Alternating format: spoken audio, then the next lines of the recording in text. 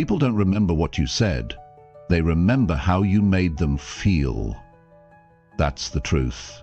And if you want to get better at life, relationships, career, anything, you need to get better at people. Social intelligence mastery, the art of reading and responding to people, isn't about pretending or using tricks. It's about learning how to understand people deeply and respond in a way that actually makes sense. Most people don't know how to read the room. They miss signs. They talk over emotions. They respond too fast or say the wrong thing. Then they wonder why they can't connect. This isn't just a social skill, it's a life skill, and the good news, you can learn it. This video will show you how, step by step, no fluff, just real, practical ways to become someone others respect, trust, and feel safe around. If you're ready to grow, it starts right here. Let's begin. Chapter 1. Build trust by looking people straight in eyes. If you ever want to master how people think, how they feel, and how they connect, then you have to start with something simple, something we've all experienced, and that's trust. But trust doesn't begin with words. It begins before the first sentence is spoken. It begins with how you look at people. That's right, you build trust by looking people straight in the eyes. It sounds simple, but most people don't do it. And even when they do, it often lacks presence, honesty, or real connection. We live in a time where eye contact is becoming rare. People look down at their phones more than they look up at the person sitting across from them. That disconnect, it's the reason so many conversations feel hollow, the reason many relationships don't grow, the reason trust never gets built. Now, when I talk about looking people straight in the eyes, I don't mean staring. I don't mean making someone feel uncomfortable. I mean being fully present with the person in front of you. I mean standing there with quiet confidence, with stillness, with focus, not shifting your eyes, not checking the time, not glancing around the room, but actually being there. Do you know what happens when you do that? People feel it. They sense that you're not distracted. They sense that you're not pretending. They sense that you're real. That moment creates safety. That moment creates a signal that says, I'm here with you. I see you. You matter. And when people feel seen, they relax. They open up. They start to trust. Human beings are wired to read faces. We are always scanning the eyes. From the time we were infants, we looked into our mother's eyes to feel safe, to know we're okay. That doesn't change just because we grow up. Every adult still seeks that same reassurance. It's just more subtle now. But it's there. And if you want to be someone who understands people, influences people, connects with people, you better understand how powerful that moment of eye contact is. Think about the last time someone looked you in the eyes with full attention. No agenda, no rush, just full focus. You probably remember it, because it's rare and it probably felt good. You didn't feel like they were trying to impress you. You didn't feel like they were waiting for you to stop talking. You felt like they were actually with you. That's what you want to give to others. That's the start of real influence. You can read all the books on communication. You can memorize tactics and techniques. But if you skip this one habit of looking people in the eye with calm and genuine presence, then none of that other stuff will matter. Because people don't follow what you say, they follow what they feel. And eye contact, it creates feeling, it creates the space where trust can grow. Here's the thing, most people are not bad communicators because they lack words. They're bad communicators because they lack presence. Their mind is somewhere else. They're preparing their response. They're thinking about how they look. They're not really there. And you can't build trust when you're not fully there. You can't read someone when you're halfway present. And you sure can't respond in a meaningful way if you never really saw the other person. When you look someone in the eyes, you stop hiding. You stand in your own truth. You take responsibility for your energy. That's what makes this habit powerful, because it doesn't just affect the other person, it changes you. It makes you honest. It makes you grounded. It forces you to face the moment as it is, not as you wish it to be. And in that moment, you become stronger. You become more respected. You become someone people naturally want to open up to. Now, some people avoid eye contact because they're nervous, they're unsure of themselves. They think, what if I say the wrong thing? But the truth is, you don't need perfect words. You need to show up with real attention. You need to stay steady. People don't remember every word you say, but they remember how safe they felt around you. That's what builds loyalty. That's what earns influence. That's what starts meaningful relationships in business and in life. And here's what's interesting. When you give eye contact with calm and strength, you also train yourself. You start becoming more aware of the person in front of you. You begin to notice little shifts in their expression. You catch the hesitation in their voice. You feel when something doesn't match. You learn to read the unsaid, because your focus sharpens. And now you're not just someone who listens, you're someone who sees. That level of awareness, that's the foundation of social intelligence. Eye contact also helps you develop emotional control. It keeps you from reacting impulsively. Because when you're locked in, when you're connected, you respond differently. You don't jump to conclusions, you don't cut people off. You slow down, you get clear, you stay composed. That's the mark of someone who has mastered themselves, and people feel that, they respect that. In a world full of noise, full of quick replies, full of surface-level attention, be someone who looks people in the eye. Be someone who's not rushing, be someone who's not trying to dominate the conversation. Just be there. You'll be amazed at how much you start to learn about others. You'll be amazed at how people begin to trust you without even knowing why. And if you're in leadership, if you're in business, or even in personal relationships, this one practice can change the game. Because most people are hungry for connection. They're starving for someone who actually listens, someone who's not distracted, someone who's strong enough to sit in silence if needed. Someone who doesn't need to speak all the time, but speaks only when it matters. That's who you become when you make eye contact part of your daily life. Now, I want to challenge you. Don't wait until it feels easy. Make this a discipline. Make this a habit. Practice it in every interaction. Whether you're buying coffee or having a deep conversation, look people in the eye. Be present. Hold that space. Let people feel your full attention. That's how you grow, that's how you lead, that's how you build real relationships. You don't need to talk louder. You don't need to try harder to impress people. What you need is to be more intentional with how you show up. And showing up begins with eye contact. It says, I'm confident, I'm open, I'm not hiding. That's what people respond to. That's what they remember, because at the end of the day, trust is not given, it's earned. And the way you earn it is through moments of presence, through showing others that they matter, and the fastest way to show that is by looking them straight in the eyes. So wherever you go today, in your home, at work, in meetings, even with strangers, train yourself, lock in, connect, stay with it. One habit, one change, one focus.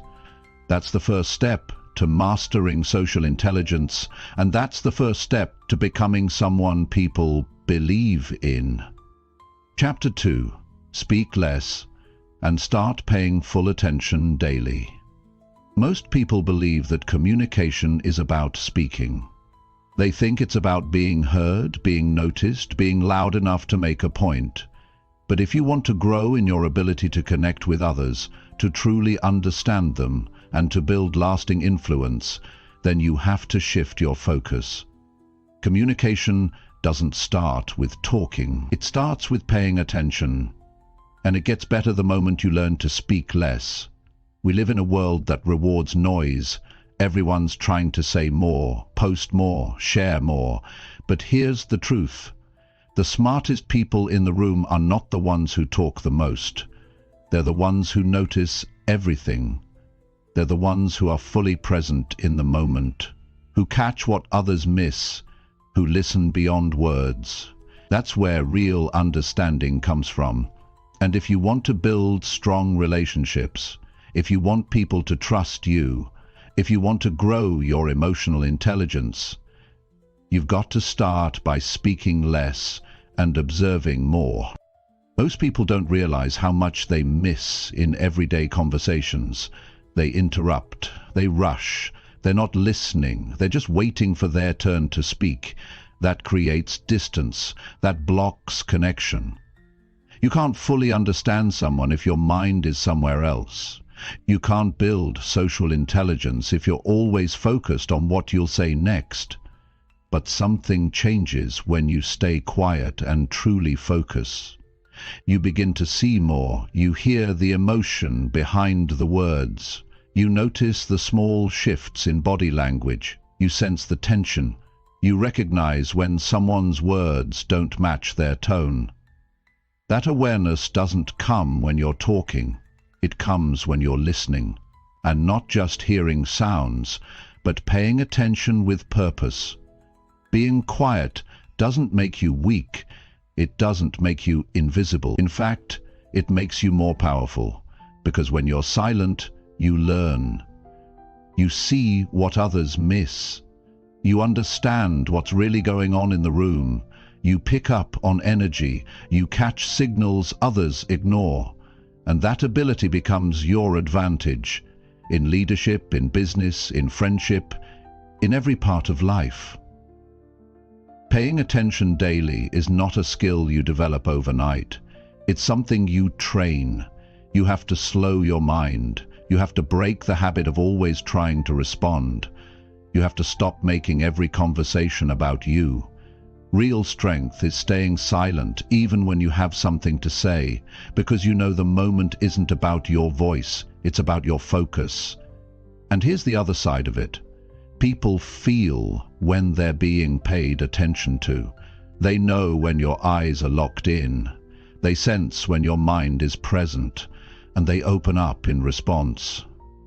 You don't need to say much to build connection.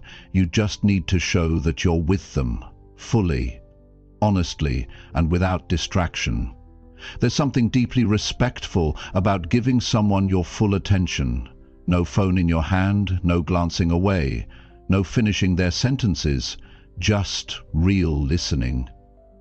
That level of presence changes everything. It shows maturity, it builds respect, and it makes people feel valued. People don't forget how you made them feel. And when they feel heard, they feel safe. That's when they begin to trust you. But to get to that level, you've got to be disciplined. You've got to make a decision to show up differently every day, not once in a while. Every day, speak less, focus more, walk into a room and read the environment before saying a word. Sit in a conversation and catch the little things. Let the other person finish. Pause before responding. That's how you grow this skill, moment by moment. Now, this isn't about being passive. It's not about staying silent forever. It's about timing. It's about knowing when your words add value and when your silence adds more. Sometimes the most powerful thing you can do is say nothing and just listen. Because in that space, the truth shows up. People reveal what matters, and you become the kind of person they can trust with it. And let's talk about what this does to you. When you learn to pay full attention, you start to live differently. You become more grounded. You stop reacting to every small thing. You learn patience. You become a better thinker. Your mind becomes calmer because you're not always trying to jump in. You're learning to observe, to analyze, to understand, and that puts you ahead of most people. Not because you talk more, but because you see more. You also begin to respond with more clarity. When you've actually listened, your responses become sharper, more relevant, more thoughtful. You say exactly what needs to be said, nothing more, nothing less. And people respect that. They begin to rely on your words because they know they're not empty, they're rooted in understanding. That's what builds long-term influence. So if you've ever felt like you talk too much and still aren't being understood, if you've felt like people don't really listen to you, or if you've struggled to connect with others, then maybe it's time to stop trying to be heard and start practicing presence. Practice staying silent during conversations. Watch how the other person behaves when you're fully there. Notice what they say when you give them space. Watch how the dynamic changes when you speak less and listen more. That shift will surprise you. And you'll also begin to realize something else. You don't need to speak to prove yourself. Your presence says enough. Your calm focus says enough. The fact that you're not rushing to speak tells people you're secure, you're thoughtful, you're not here for attention, you're here for truth. This kind of presence builds inner strength, and once you learn it, you'll start to carry it with you everywhere. In meetings, in friendships, at home, with strangers, you'll become someone people turn to, not because you talk loud, but because you listen well. Now, some people will say, but if I don't speak, people will overlook me. The truth is, the opposite happens. The person who says less and notices more ends up being the one who others pay attention to, because when they do speak, it matters, it lands, it moves people. And that's who you become when you train yourself to pay attention every day. You can start small. Next time you're in a conversation, catch yourself before you interrupt. Try to notice something about the person's expression. Try to understand what they're really saying beneath the surface. Try to sit with silence for a few seconds longer. Over time, that becomes your strength. Speak only when it adds value, and even then keep it simple, because you've already said enough just by being fully present. The world doesn't need more noise. It needs more people who are awake, aware, focused. That's what you're building here. You don't need to have all the answers. You don't need to impress anyone. You just need to show up with real attention and speak only when your words come from a place of deep understanding. That's social intelligence, and that's how you become unforgettable without saying much at all. Chapter 3. Notice people's tone when they say simple things. Most people hear what's being said, but very few understand what's really being communicated. Words alone are never enough. They only carry part of the message. If you want to understand people better, if you want to respond with wisdom, if you want to be someone others trust and open up to, then you have to train yourself to notice something most people ignore: their tone of voice. Not when they're talking about big emotional things, but when they're saying simple, everyday things. That's where the truth hides. Not in the dramatic moments, but in the ordinary words, delivered with a quiet edge, or a sudden pause, or a flat tone that doesn't match the message. That's when you catch what's real. That's when you start to understand what people are actually feeling, not just what they're saying. Most people don't realize how much their tone reveals. They might say, "I'm fine," but the tone is tight. They might say, "It's okay," but their voice is flat, or just a little too fast. And if you're not paying attention, you'll miss it. You'll think the conversation is over. But if you're tuned in, you'll know there's something more. That's where social intelligence comes in. It's about hearing what's underneath. It's about picking up signals that words can't carry. When you listen to someone's tone, you start to understand their emotional state. You catch the tension. You sense the doubt. You hear the fatigue. You notice the frustration hidden behind polite words. This awareness helps you respond better. You don't just react to words, you respond to emotions. And when you do that, people feel understood. You don't need to ask deep questions to learn about someone. Just pay attention to how they say something simple. When someone says sure, how do they say it? Is it casual, hesitant, defensive, curious? That one word can mean 10 different things depending on the tone. And that's the part you can't ignore, because it's not what people say that creates connection, it's how they feel while they're saying it.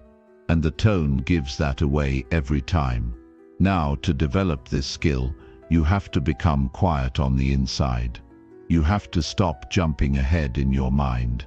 Stop preparing what to say next. You have to really lock in. It takes focus to hear tone. It takes patience, because the voice carries subtle shifts, and if your mind is racing, you'll miss them. This is why slowing down your internal world is just as important as being present physically. When someone speaks, their tone reflects what's going on inside them. If they're anxious, the voice speeds up. If they're unsure, you'll hear a dip at the end of the sentence.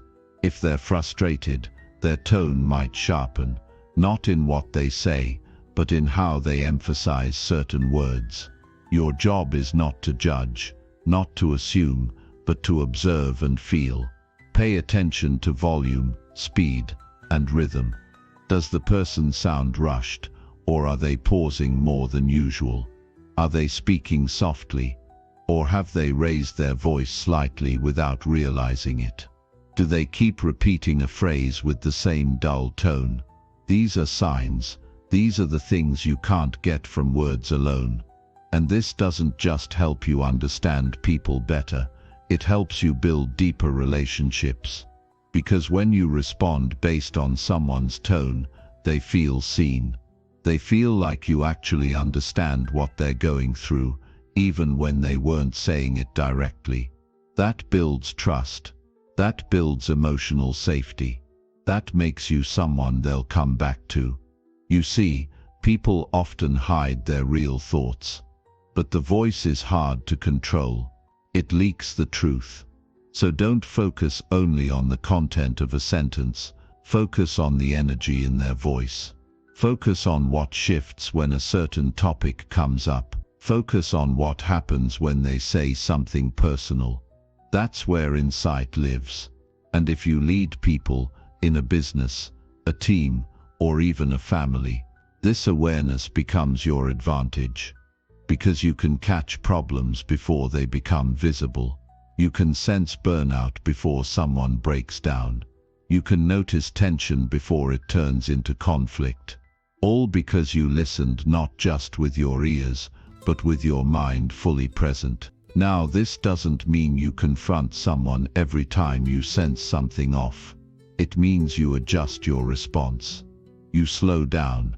You ask the right questions. You make space. You offer presence instead of advice. That's what people need. That's what helps them feel safe to open up when they're ready. When someone's tone says, "I'm tired," even if their words don't push them harder. Don't lecture them. Don't ignore it. Show them you noticed. That's what makes you trustworthy. That's what makes you different. Because most people only respond when things become obvious. You'll be the one who sees it early. This habit takes practice. You have to remind yourself every day. Listen deeply. Don't drift. Don't assume. Don't rush past the small stuff. Because the small stuff is never small. A single sentence, spoken with hesitation, can reveal a week's worth of struggle. A tiny change in tone can reveal stress, disappointment, or even fear. And if you're listening closely, you'll know exactly when to slow down, when to lean in, when to ask more, and when to just stay present. And here's something important. This works both ways. When you start paying attention to other people's tone, you'll become more aware of your own. You'll realize how often your voice changes based on your mood. You'll see how others react to the way you speak. You'll notice when you say, "I'm okay," but you're really not. And maybe it's time to be honest about it. That's how emotional growth works. It starts with awareness, and then it changes your behavior. You don't need a title or authority to master this. You don't need a fancy education.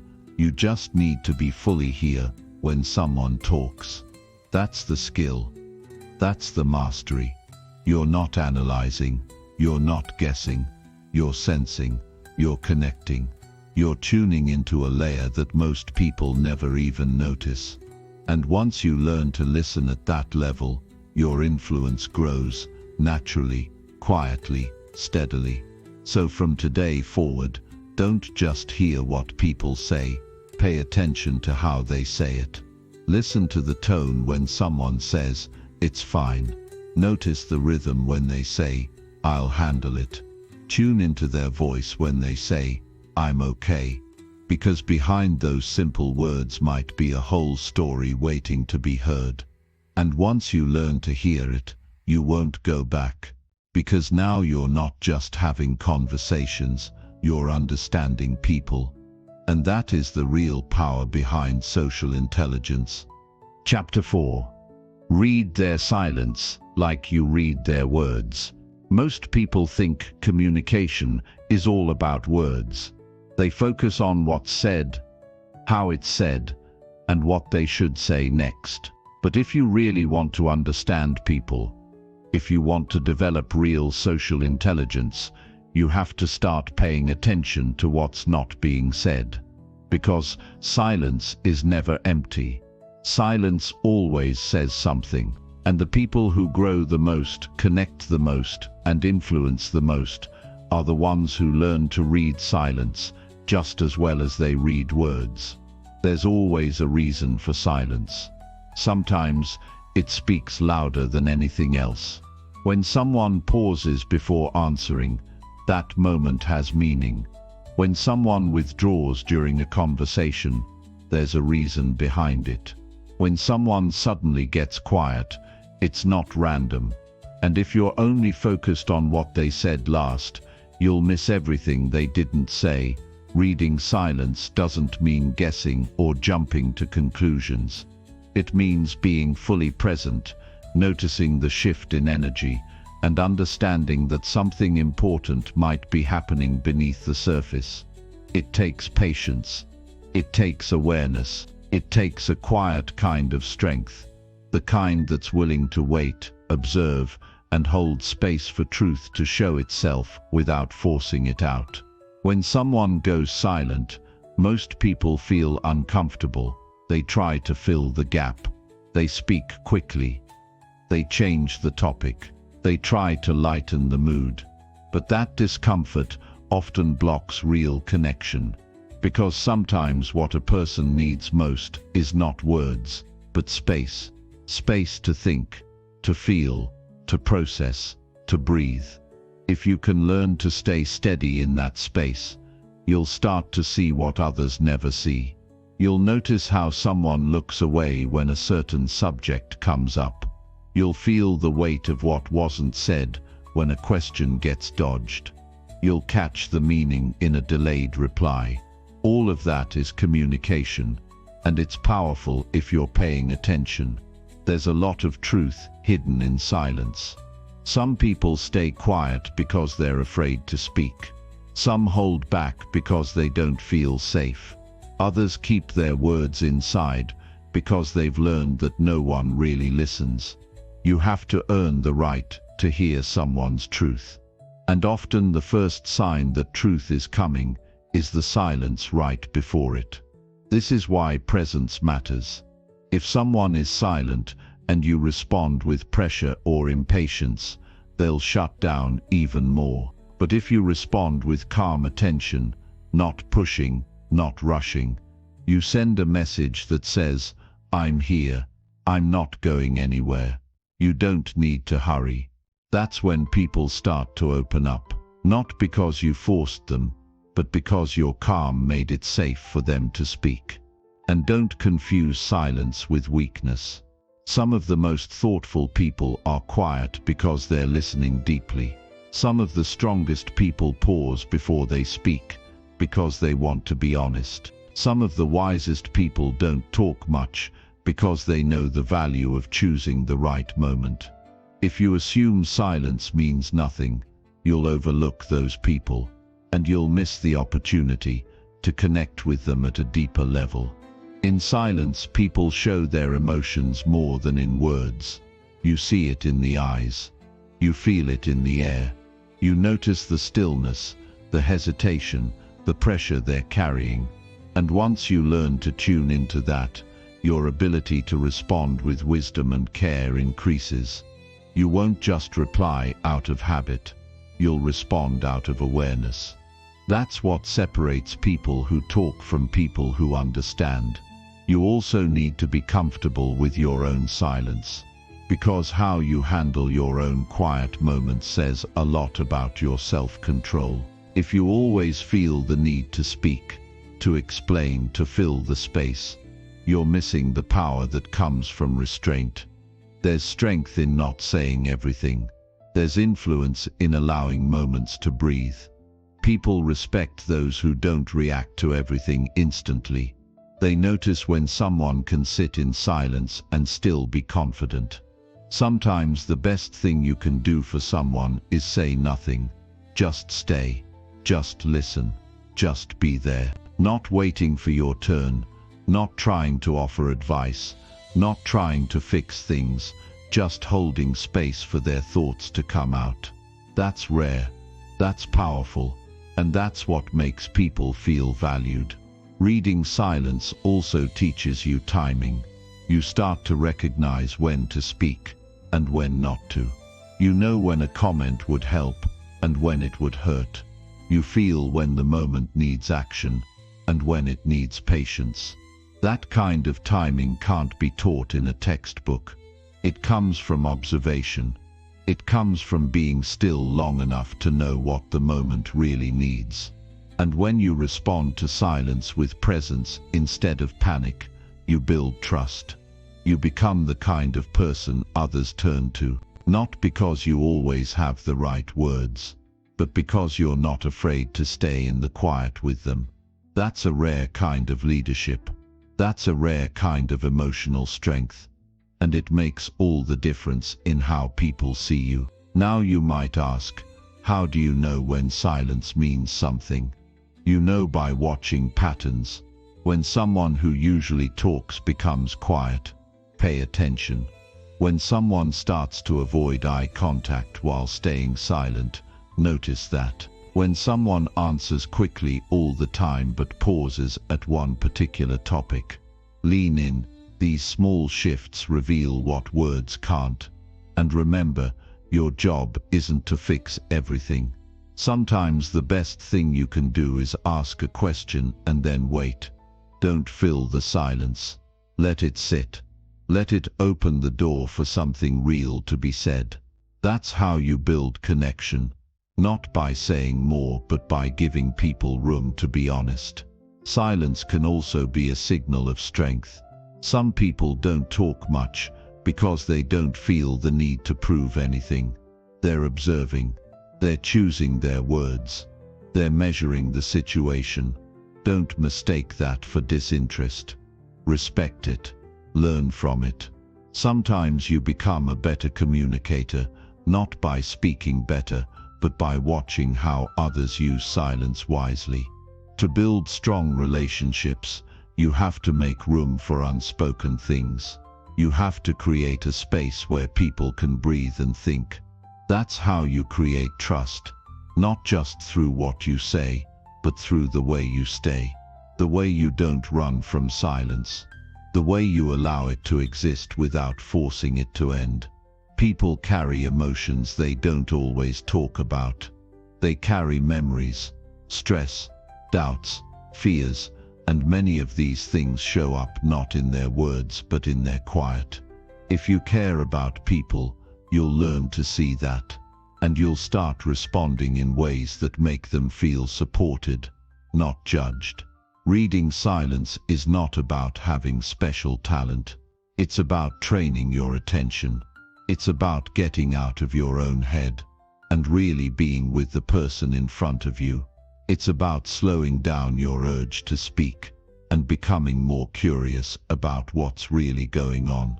You'll know you're improving when you stop needing to fill every gap, when you start feeling more at ease just being with someone, even when nothing is being said. You'll know you're growing when someone's silence doesn't frustrate you. It draws you in and invites you to listen differently. So from now on, don't rush to reply. Don't be quick to assume everything is fine just because no one's talking. Watch, listen, feel, respond from that deeper place. Because the more you learn to read silence, the more you'll hear what actually matters.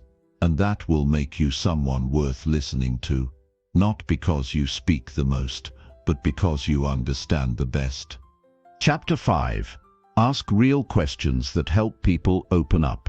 One of the most powerful skills you can ever build is the ability to make people feel understood.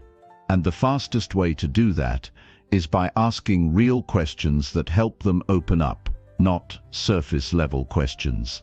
Not questions that people answer on autopilot, but honest questions, simple questions, the kind that make someone stop, think, feel, and speak from a deeper place. When you ask those kinds of questions, you create a different kind of connection, one based on trust, safety, and presence. Most people don't ask real questions because they're too focused on themselves. They want to sound smart, they want to control the conversation, or they're simply not curious enough. That kind of mindset closes people off. But when you ask questions that come from care, not control, you open people up. They start to share things they didn't plan to share. They say things they haven't said in a long time. That's when the real conversation begins. That's when relationships grow. Asking real questions doesn't require fancy language. It requires attention. It requires you to actually listen before speaking. Most people ask questions so they can move the conversation forward, not so they can understand. But the questions that stick, the ones people remember, are the ones that show you were really paying attention, because they connect directly to what that person just said. They reflect presence, and presence builds trust. You don't need to interrogate someone to get to know them. You just need to ask simple things with honest interest. How are you really feeling about that? What's been weighing on your mind lately? What's something you wish more people understood about you? Those are not dramatic questions, but they are real, and that's why they work. Because they invite the person to speak freely, without pressure. When you ask real questions, people start to feel seen. They realize you're not just filling silence. You're trying to connect. You're trying to understand what matters to them. And when people feel that, they drop their guard. They stop pretending. They stop hiding behind short answers. They begin to trust you with the parts of themselves they usually keep private. But here's the key: you can't fake this. If your questions come from a place of strategy or manipulation, people will feel it. If you ask something deep and then check your phone while they're answering, they won't feel safe. If you rush them or cut them off, they'll shut down. Asking real questions only works when it's backed by real presence, real patience, real care. And when someone opens up, your job is not to fix them. It's not to jump in with advice or stories about your own life. It's to stay with them, to hold that moment, to listen without judging. That space is rare, and it's powerful, because it allows people to hear themselves clearly, often for the first time. And sometimes, that's all someone needs. A quiet space where they feel accepted, not analyzed. Real questions also deepen your own awareness. They remind you that every person has a story. They teach you that people are carrying more than they show, that the smile might hide stress, that the confidence might be a cover for pressure, that the silence might be full of emotion. But you won't know any of that unless you ask, and not just once, but often, not out of routine, but out of genuine curiosity. When someone's struggling, don't assume. Ask what they need right now. Ask what's been hardest lately. Ask what they wish they could say out loud. When someone's excited about something, ask why it matters so much. Ask how long they've wanted it. Ask what it means to them. These are the kinds of questions that bring people closer, that build emotional connection, that create relationships built on depth, not just small talk. And this applies everywhere. In friendships, in work, in family, in leadership. If you want to lead people, you better know how to ask questions that unlock who they are. You better know how to reach below the surface. Because most problems don't start on the surface. They start in what's unsaid. And the only way to reach that space is by asking better questions. It's not about having a script. It's about showing up with real interest. Let the questions come from what the person just shared. Listen for their tone, their pace, their pauses. Then ask. And after you ask, give them room to answer. Don't rush to fill the space. Just let it sit. That silence between your question and their response. That's where trust is built. That's where the door opens. Some people don't open up easily. That doesn't mean they don't want to. It means they're waiting to feel safe. So keep asking gently, respectfully, patiently. Ask without pressure. Ask without needing a perfect answer. Just be there. Be the one who cares enough to ask what others overlook. And remember this, you don't always need deep questions. Sometimes it's the timing that matters most. A simple "how are you feeling about that today?" at the right moment can mean more than a long speech. Sometimes the question is less about the words and more about the energy behind it. And when that energy says, "I care about your answer," people feel it, and they respond.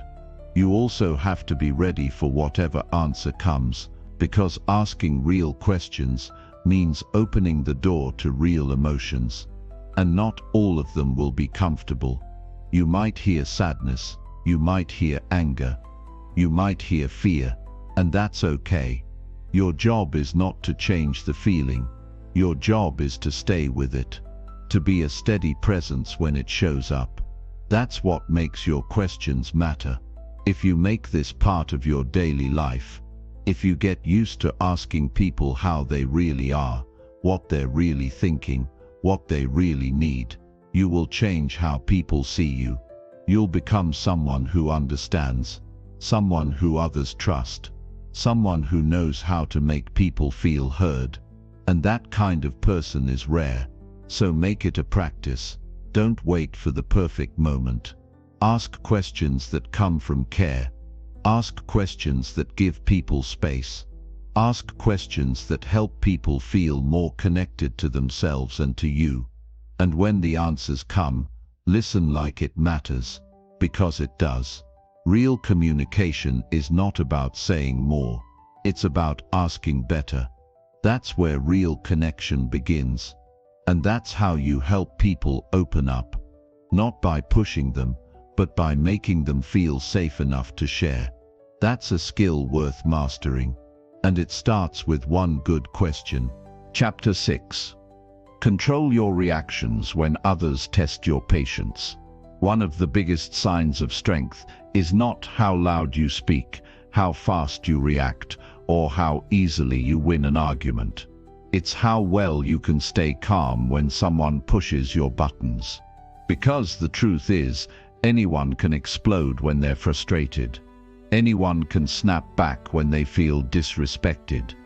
That doesn't take discipline. That doesn't take wisdom. What takes strength is being tested and still staying steady. What takes self-control is being provoked and not letting it break your focus. Every day you're going to deal with people who don't know how to treat others well. People who say things they shouldn't. People who don't respect boundaries. People who talk over you, challenge you, and sometimes just want to get a reaction out of you. And if you respond without thinking, they win. You lose control of yourself. You give them your power. But when you stay calm, when you breathe, think, and respond with clarity, you're the one in charge of the moment. That's where real confidence lives. You don't get stronger by reacting fast. You get stronger by learning to wait. Not because you're avoiding the situation, but because you're choosing not to act from emotion. You're choosing to act from a deeper place. A place where your energy is stable, not scattered. That's what separates people with influence from those who just make noise. And if you want to grow in your personal life, your relationships, your leadership, then this is a skill you must develop. Most people don't train their reactions.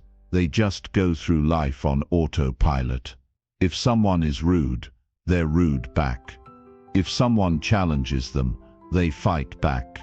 If someone disagrees, they raise their voice. But reacting out of habit keeps you stuck. It keeps you controlled by your environment.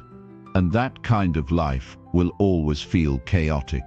If every mood, every tone, every word from someone else decides how you feel, you've given up your freedom. You don't need to react just because someone else does. You don't have to match their energy. You don't need to defend yourself at every moment.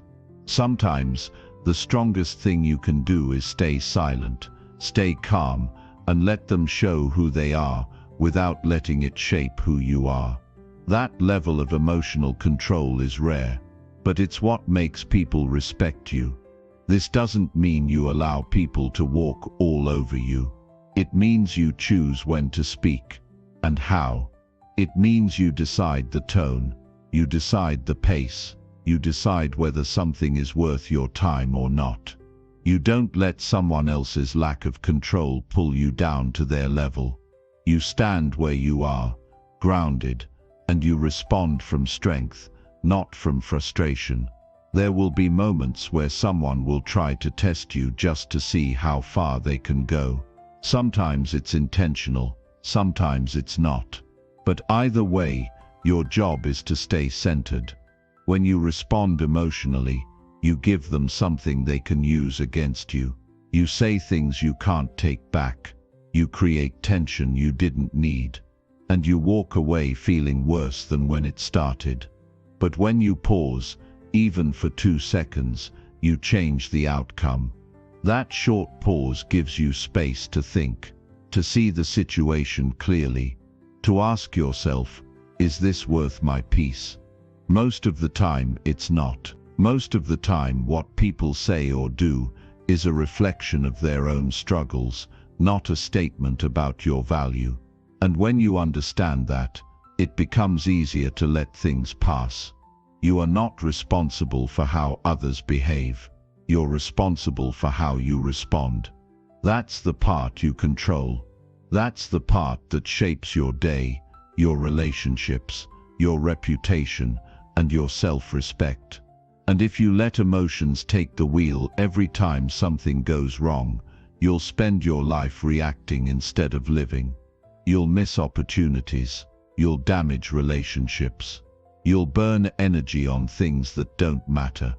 But the moment you decide that your peace is more important than being right, the moment you decide that not every situation deserves your anger, that's when you start growing. That's when you take your power back, because now you're not reacting, you're choosing. And choice is power. This is something you have to practice daily.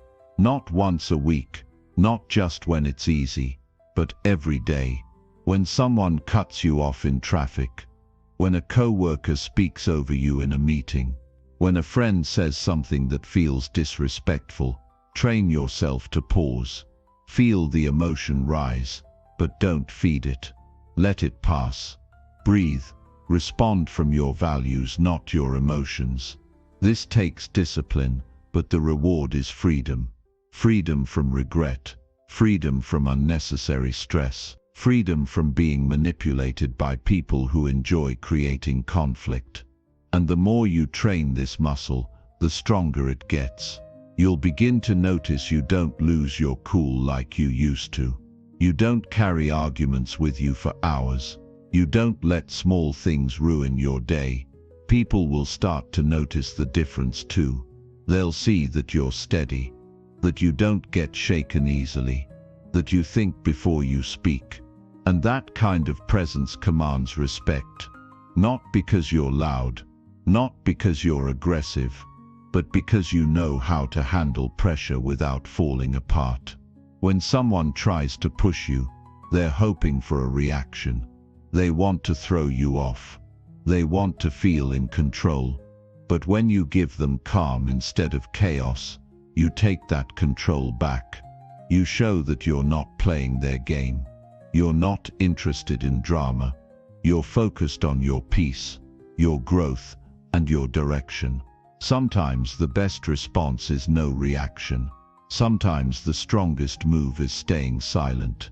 Sometimes walking away is the most powerful thing you can do, because it shows you're not controlled by ego. You're led by purpose, and you know that not every battle is worth fighting. You have to decide what kind of person you want to be. Do you want to be someone who gets triggered easily, who gets pulled into every conflict, who lives in constant tension? Or do you want to be someone who's grounded, calm, and focused, someone who can be tested and still stand strong? Your reaction is your responsibility. No one controls that but you. And once you understand that, you start living differently. You stop blaming others for how you feel. You stop expecting the world to be easy. You start preparing yourself to stay solid, no matter what happens around you. So the next time someone tests your patience, don't give them your energy. Don't give them your power. Give them your silence. Give them your calm. Give them the version of you that doesn't need to win every argument, that doesn't need to prove anything, that's not interested in getting pulled into a storm. Because you're here for something bigger than that. You're here to grow, to lead, to build something real. And that starts with controlling yourself, even when everything around you is trying to break that control. That's not weakness, that's mastery. And once you get it, you'll never trade it for anything again. Chapter 7. Match your energy with the room around you. One of the most underrated skills in human interaction is knowing how to adjust your energy when you walk into a room. It's not about pretending to be someone else. It's not about changing who you are. It's about being aware of the environment and showing the kind of presence that fits the moment. That's what smart people do. That's what emotionally intelligent people understand. They don't walk into every room with the same tone, the same speed, the same behavior. They observe first. They feel the energy. Then they choose how to show up. People who lack awareness make every space about themselves. They bring high energy into quiet moments. They speak loudly in rooms where people are already tense. They act casual when the moment is serious. And without realizing it, they create distance. They make people uncomfortable. They confuse attention with impact. But being loud doesn't make you respected. Being intense doesn't make you impressive. What matters is connection. And connection begins with sensitivity. Before you speak, you should read the room. Pay attention to how people are sitting. Notice their body language. Listen to the pace of the conversation. Watch how people respond to each other. Are they relaxed, focused, nervous, distracted? That tells you everything. And when you understand what kind of energy is present, you can decide what kind of energy is needed. Sometimes the room needs calm. It needs someone who can ground the tension. Sometimes it needs confidence, someone who can lift the mood and set a new tone. Sometimes it needs stillness, not more talking, but deeper listening. If you walk in without noticing these things, you miss the chance to contribute in a way that actually helps. Matching your energy doesn't mean holding back your personality. It means being smart with your timing. It means knowing when to step in and when to hold space. It means having enough self-awareness to realize that it's not always about you. Sometimes the best thing you can do is blend in for a moment. Other times, you may need to lead with your energy, but you can't know which one unless you're fully present. This is not about being fake. This is about being in tune. Just like you wouldn't wear the same clothes to a wedding and a gym, you shouldn't carry the same energy into every room. Life is about context, and the people who thrive socially are the ones who understand that. They don't act the same in every environment. They adjust, they adapt, and they do it with intention. Being adaptable doesn't make you weak. It makes you wise. It shows that you're not trapped in your own habits. It shows that you respect the people around you enough to meet them where they are. That kind of awareness earns respect. People notice when you pay attention. They trust you more. They're more willing to open up because they feel like you understand them. And that understanding doesn't come from what you say. It comes from how you show up. Think about the last time someone walked into a room and changed the mood, for better or worse. Maybe they brought peace when things were chaotic. Or maybe they made everyone tense with their attitude. You felt it right away. That's the power of energy. It's not invisible. It's sensed. And if you want to be the kind of person who makes rooms better, not heavier, then you have to train this skill. It begins with slowing down. Don't rush to speak. Don't walk in and start performing. Pause. Watch. Breathe. Take a moment to feel the space. This isn't about overthinking. It's about awareness. The kind of awareness that lets you respond, not react. The kind that makes people feel like you belong there, not because you demanded space, but because you earned it with your presence. Every group, every situation, every room has its own rhythm. Your job is to recognize that rhythm and decide how to move with it. Some people walk in and try to dominate. That's ego. Others walk in and disappear. That's insecurity. But the wise person walks in, sees what's needed, and brings it without forcing it.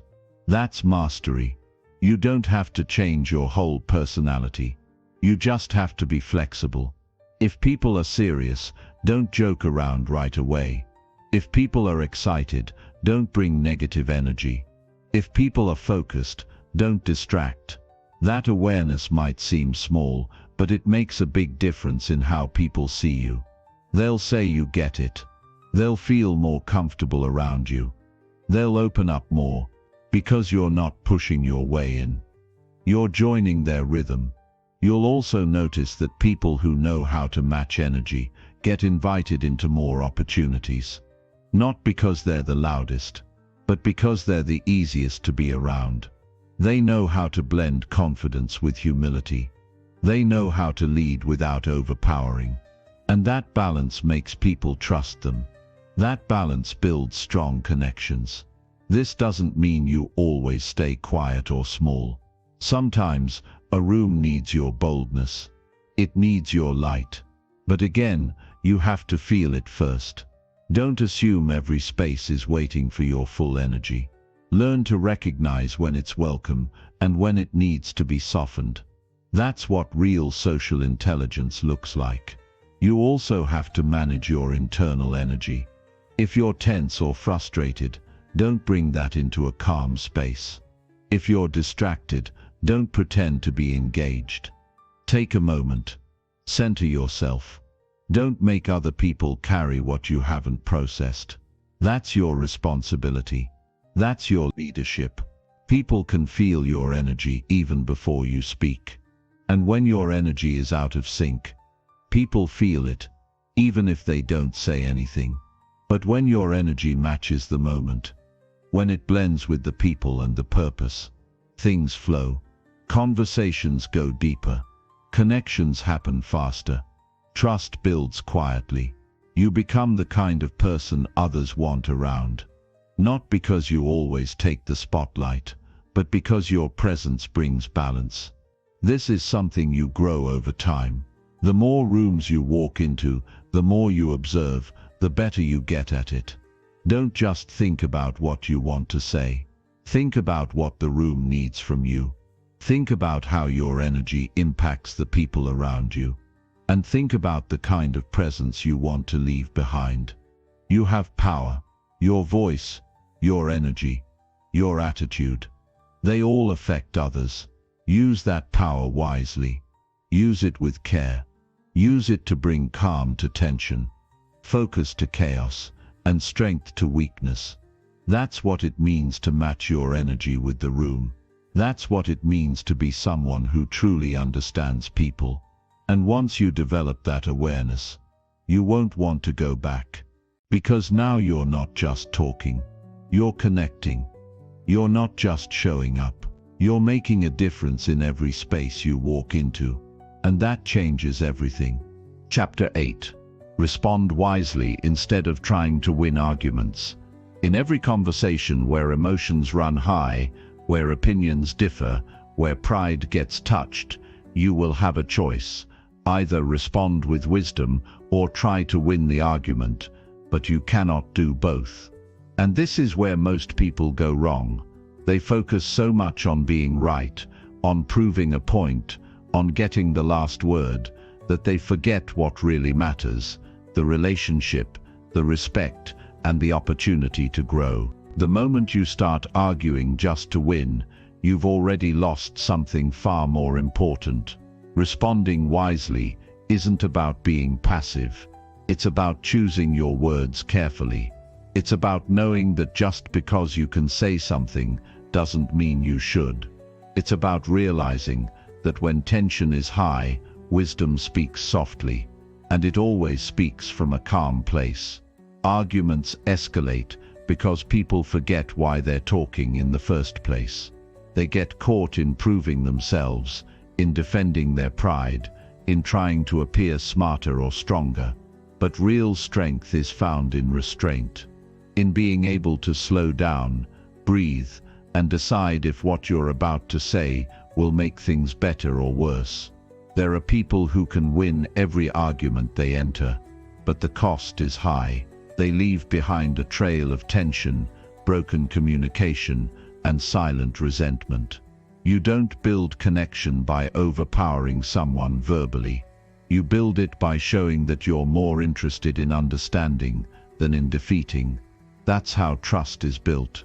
That's how respect grows. And that's how you rise above the level of petty conflict. Some people don't even realize how much they chase arguments. They interrupt. They raise their voice. They speak over others.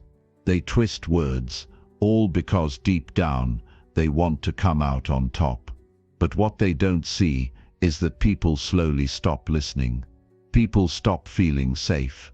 People stop sharing what's real, not because they have nothing to say, but because they don't want to be attacked for it.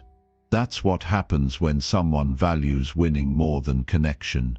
Wisdom looks different. It listens fully. It holds space. It doesn't need to defend every idea.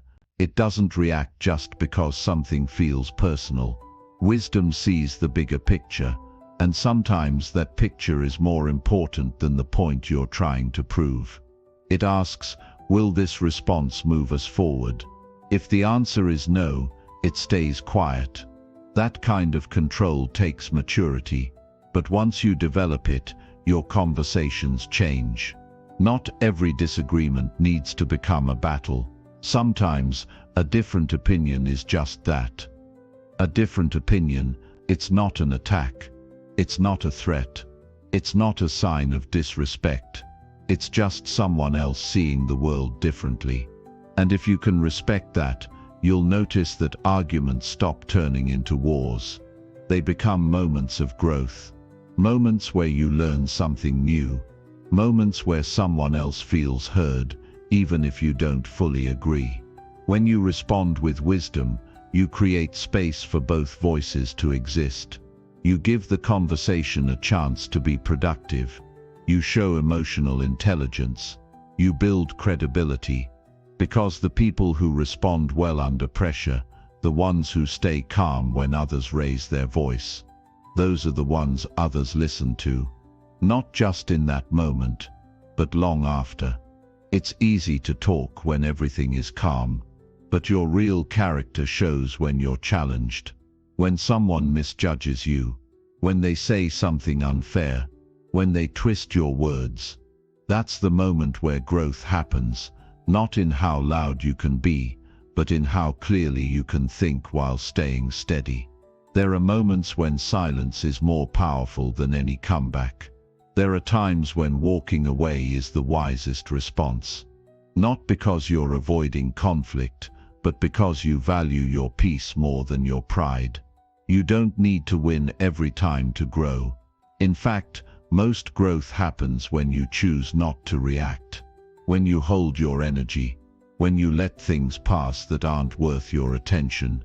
It doesn't mean you allow disrespect. It means you know how to respond in a way that doesn't create more damage. You know how to speak in a way that keeps the door open for future conversations. Because burning bridges feels good in the moment, but it leaves you with fewer paths forward. Real power is not in burning bridges. It's in having the control to build them even when you're frustrated. You will always meet people who enjoy conflict. People who challenge you for sport. People who can't stand being wrong. But you don't have to match that energy. You don't have to engage just because they expect you to. You can stay grounded. You can respond from clarity. You can set boundaries without raising your voice. That's what people respect. Not because you won a verbal fight, but because you stayed true to yourself. If you look back at the most meaningful conversations in your life, you'll find that they weren't about winning. They were about connecting, about growing, about listening and being heard. That's what stays with you. Not the arguments you won, but the moments you handled with wisdom. The ones where you could have fought back, but didn't. The ones where you chose to understand instead of prove a point. That's what people remember. That's what they appreciate. So when you feel the urge to prove something, pause. Ask yourself, what's the goal here? Do I want to be right? Or do I want to be wise? Do I want to end this stronger? Or do I want to win just to feel superior? Every time you choose wisdom over ego, you build a version of yourself that's more mature, more stable, more respected. This doesn't mean you avoid hard conversations. It means you handle them differently, with intention, with presence, with self-control. It means you speak truth, but not with force. You stand your ground, but not with pride. You share your thoughts, but with respect. That's what creates real change. That's what makes people want to hear you. Not because you shout the loudest, but because you speak with purpose. The next time a conversation starts to get tense, slow down. Breathe. Don't rush to fill the silence. Don't jump in just to defend. Listen. Ask a question instead of throwing a statement. Let the person feel like you're actually trying to understand, even if you disagree. That alone can change the entire tone of the conversation. It can turn conflict into clarity. You'll be tested many times in life. Your patience, your values, your control, all of it will be challenged. But each time you choose to respond wisely instead of trying to win, you get stronger. You grow more stable. You learn to lead with your presence. That's a different kind of success. And once you get a taste of it, you won't care about winning arguments anymore. You'll care about something much bigger, who you're becoming in the process. Chapter 9. Stay calm when emotions around you get loud. There will always be moments when emotions around you get loud. People will argue, panic, complain, explode, or shut down. Sometimes they'll raise their voice. Sometimes their silence will carry tension so thick you can feel it in the air. You'll walk into rooms filled with stress, frustration, anxiety, or pressure. You won't always see it coming. But when it happens, you'll face a choice that separates the mature from the reactive, the grounded from the scattered. You can get pulled into the noise, or you can stay calm. Staying calm doesn't mean you don't feel anything. It means you've trained yourself to not let those feelings control you. It means that while everyone else is being moved by emotion, you've made a decision to stay steady. That's not easy, but it's necessary if you want to be someone people respect and turn to when things get tough. Most people match the room without even realizing it. If someone is angry, they get defensive. If someone is anxious, they start rushing. If someone is complaining, they join in. But that kind of behavior only adds fuel to the fire. It makes the situation worse. It brings no solution, and worse, it weakens your influence, because people don't follow the ones who panic with them. They follow the ones who stay centered when things fall apart. When tension rises, your breathing should slow down, not speed up. Your voice should get softer, not louder. Your thoughts should become clearer, not chaotic. That kind of control only comes through awareness. You have to recognize when emotions are rising, not just in others but in yourself. You have to know the signs. The tightening in your chest, the urge to interrupt, the pressure in your face. That's the moment to pause. That's when you take charge of yourself. This doesn't mean you suppress your feelings. It means you hold them with discipline. You understand them, but you don't let them speak for you. You decide what comes out, and that decision gives you strength, because while others lose control, you become the anchor. You create space for others to breathe, and whether they say it or not, they notice, they feel safer. They respond to your energy, even if they're still loud. And over time, your presence begins to shape the room instead of the room shaping you. You have to understand something important. Emotional stability is not about being passive. It's about being responsible. You take responsibility for your presence. You decide what kind of energy you want to bring into the room. And the more intense the environment becomes, the more critical that decision becomes. Anyone can stay calm when things are easy, but calmness means something when everything around you is noisy. You might be in a room where people are blaming each other. Emotions are high, voices are rising. And in that moment, the most powerful thing you can do is stay quiet for a second. Breathe, listen without reacting. Think before responding. You'll see the conversation shift, because your calmness interrupts the emotional pattern. It resets the room, and that's how leadership works.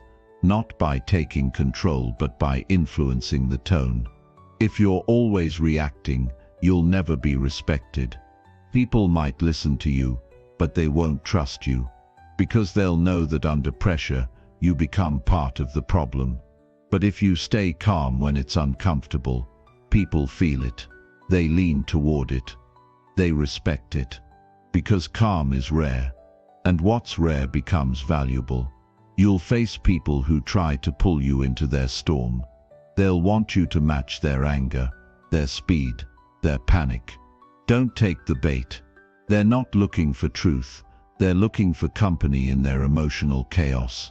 And if you give them what they want, you lose what you've built. But if you stay grounded, if you stay rooted in who you are, you'll rise while everyone else is sinking. That kind of calm isn't built in one day. You develop it by choosing it repeatedly. You start with small moments, a disagreement with a friend, a stressful moment at work, a family conversation that starts to go sideways. In each of those moments you pause. You tell yourself, I'm not here to add more noise, I'm here to stay clear. You slow your response. You lower your tone. You speak with purpose. And you keep doing that until it becomes who you are, not just something you practice. And here's something most people don't understand. Your calmness doesn't just affect others, it changes you. It gives you more mental clarity. It helps you think through problems. It lets you see beyond the emotions. It protects your energy. It allows you to make better decisions, decisions that aren't fueled by impulse but by awareness. And those decisions shape your life. Being calm also doesn't mean being emotionless. You're allowed to feel anger. You're allowed to feel frustration. You're allowed to care deeply. But emotions should be guides, not drivers.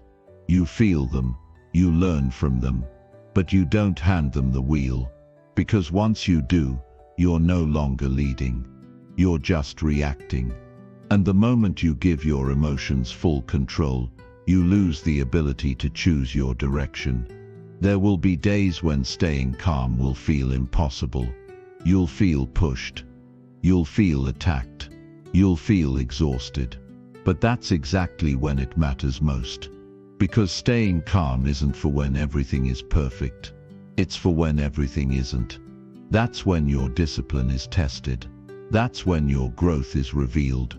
Every time you choose to remain calm, you gain something. You gain self-respect. You gain trust from others. You gain control over the outcome. And little by little, you become someone people look to when they're unsure. You become someone who carries peace even when the world around you is loud. You don't need to fix every situation. You don't need to silence every voice. You just need to control your presence. You need to remember that your energy is your responsibility, and that no matter how intense things get, you still get to choose how you show up. There's something powerful about the person who doesn't flinch, who doesn't rush, who doesn't feed into the panic. They change the room just by being there. That's the kind of person you can become. Not by being perfect, but by being aware, by being steady, by choosing calm when everything else tells you to do the opposite. And when you look back at the difficult moments, you won't remember what others said or did, as much as you'll remember how you handled yourself. You'll remember the day you didn't react, the moment you stayed grounded, the time you kept your peace when everything else was trying to take it from you. So when emotions around you get loud, stay calm, not to prove anything, not to impress anyone, but because calm is who you've trained yourself to be. And when you become that, steady, grounded, thoughtful, you won't just survive tough moments, you'll lead through them. And that's the kind of strength that lasts. Chapter 10. Keep improving how you connect with different people. Every person you meet is wired differently. They think differently, feel differently, process things differently, and communicate in ways that aren't always familiar to you. That's not a problem. That's life. The mistake most people make is thinking they can connect with everyone the same way. They use the same tone, the same approach, the same habits, no matter who's in front of them. Then they wonder why some relationships never go deeper, why certain conversations always feel off, why people don't fully open up. The answer is simple. Connection requires adjustment. It requires awareness. It requires effort. And if you want to build real relationships, you have to keep improving how you connect with different people. You don't need to change who you are. You need to expand how you relate. Because no two people are the same. Some are more open, some are more guarded. Some respond to direct words, some need more space. Some people share easily, others need more time.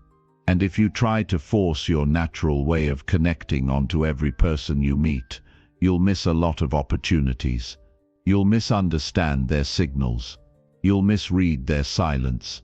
You'll speak in a way that works for you, but doesn't land with them. Being good with people doesn't mean being the loudest in the room or having the most confidence. It means being flexible. It means being intentional. It means paying attention to who's in front of you and choosing to meet them where they are. That takes humility. It takes patience. It takes the ability to let go of your usual habits and adjust, not to please them, but to connect with them. Every day gives you a chance to practice this. You talk to people at work, at home, in public, in passing. Each interaction is a small test. Can you notice how they like to speak? Can you sense how much energy they're comfortable with? Can you hear what they're not saying? These things are subtle, but they shape the outcome of the conversation. And over time, they shape the quality of your relationships. Some people don't feel safe opening up to someone who talks too fast. Others shut down when they're met with too much intensity.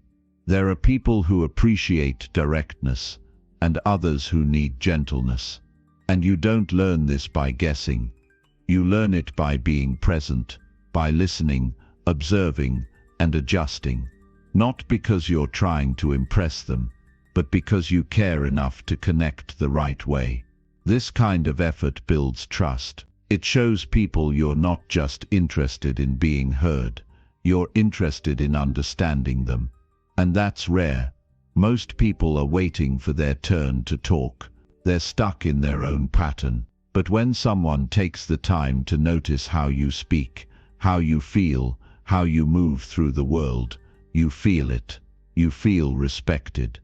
You feel seen. And that opens the door to connection. The more you improve this skill, the easier it gets to work with all kinds of people. You become more adaptable, more in tune, more effective. You start having fewer arguments, fewer misunderstandings, because you're not forcing your style onto others. You're reading the moment. You're picking up on cues, and you're responding in a way that fits.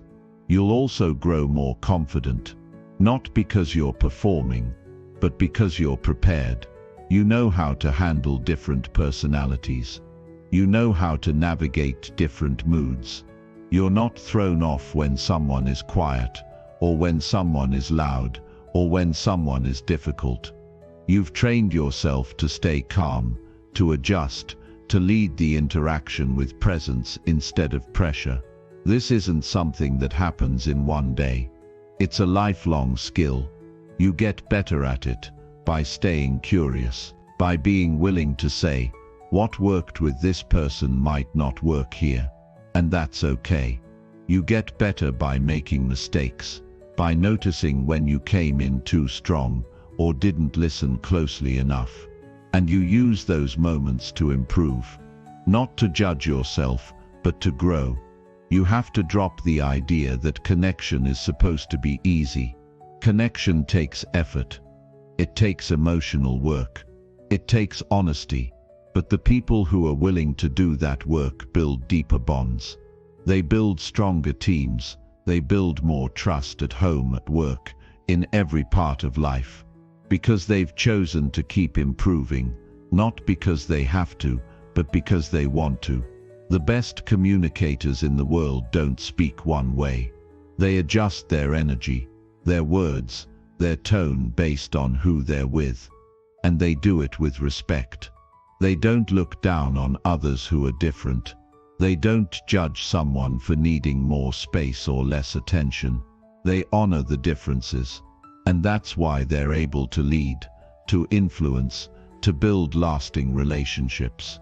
You will meet people who challenge your style. They won't respond to your normal ways of speaking.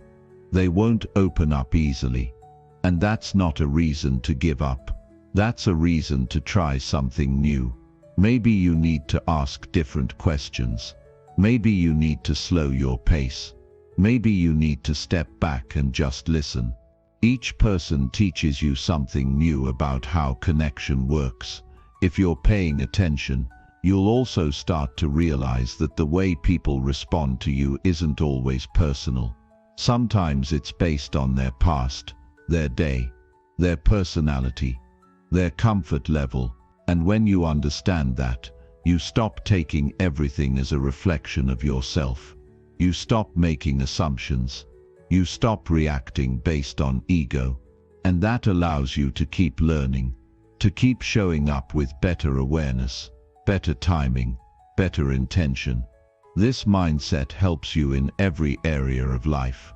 In leadership, you need to connect with all kinds of personalities.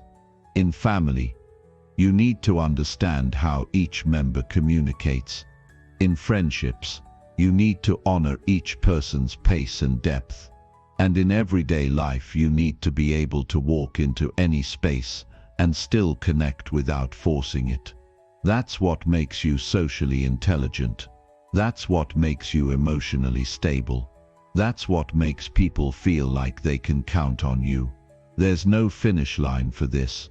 The goal is to keep improving, to stay open, to keep observing, to keep learning how to speak to hearts, not just ears.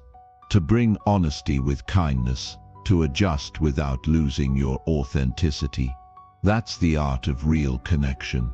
That's what separates people who just talk from people who truly understand others. You don't need to be perfect. You don't need a script. You just need to show up with care, with curiosity, with the willingness to connect better than you did yesterday. That alone will change your life. That alone will make you the kind of person others want to be around. Not because you always say the right thing, but because you always try to meet people with awareness and respect. Keep practicing. Keep noticing.